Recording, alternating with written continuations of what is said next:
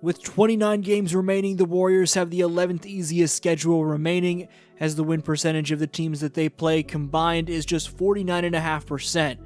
Now 2-0 with Jimmy Butler. While the Bucks didn't have Giannis, Dame followed up his 43-piece against the Sixers by matching Curry's total of 38 against the Dubs.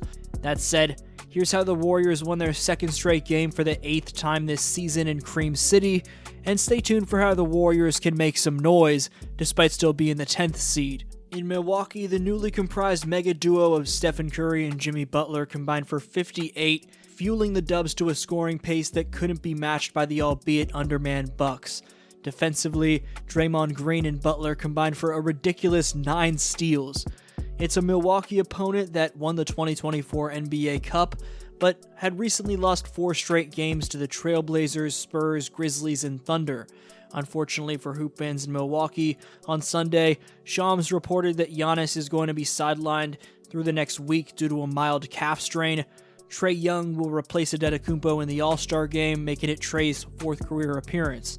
Without Giannis and in their 3rd game with Kyle Kuzma following the shocking Chris Middleton to Washington trade, the Bucks were held to just 30.3% shooting from distance, as the Warriors turned it up on D, which allowed them to, on the other end, establish a flow. This clip of Curry and Butler going through some pick and roll action many hours pregame in Milwaukee displays these two are committed to the process of developing chemistry. Offensively, it was that very Warriors 1-2 punch that the Warriors played through all night long on Monday. There isn't a single player in the league better than Stephen Curry with a black jersey on, and Steph proved that in Cream City. Curry posted his 4th consecutive 30-plus point game, a 38-point masterclass. Curry joined LeBron, MJ, and Karl Malone as one of 4 players ever over the age of 36 to post 4 straight 30-point games.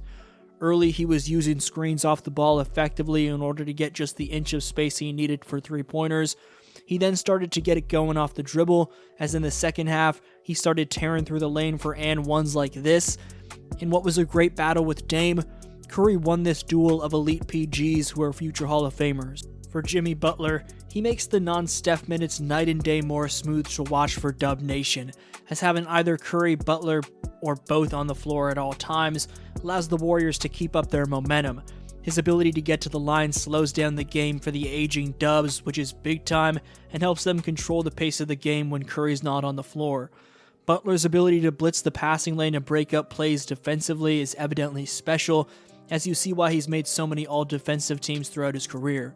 However, outside of Curry and Butler, the question for the Warriors on any given night is going to be where the offense is going to come from outside of those two.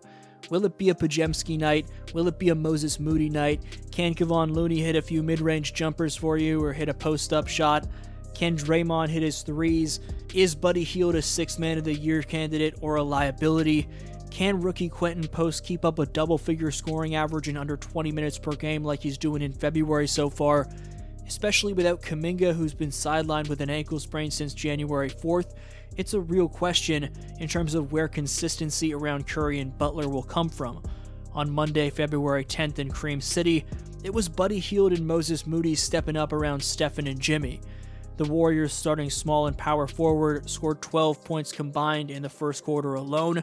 Buddy Hield had 14 points in the first half and 16 points for the game on 7 for 15 shooting, while Moses Moody had 13 points on 5 for 10 shooting. Podziemski chipped in 5 second quarter points, which were a few crucial buckets early on. Speaking of crucial buckets early on, the big three connected for several buckets in the second quarter, with Curry finding Butler, finding Green for a couple tic-tac-toe late second quarter baskets. But in terms of the role players, Quentin Post had consecutive triples early in the fourth quarter to force a Bucks timeout as the rookie continues to shine. The Boston College killer then hit another fourth quarter triple later to extend the Warriors' lead to 14. Post was also great defensively on the back line, as well as on the glass.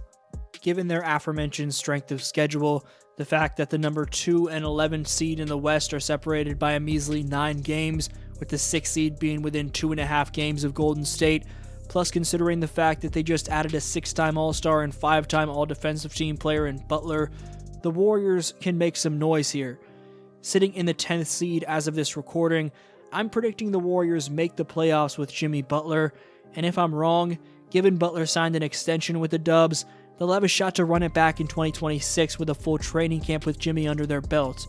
If the Dubs get to the point where they can make the playoffs, this would entail that Curry and Butler are finding a lethal flow offensively, and on D, the Dubs making the postseason would entail Butler and Draymond Green's communication, plus either drop coverage or switching pick and roll coverages to be on point.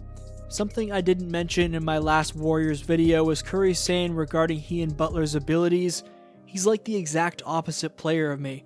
I took 16 threes and he shot 1.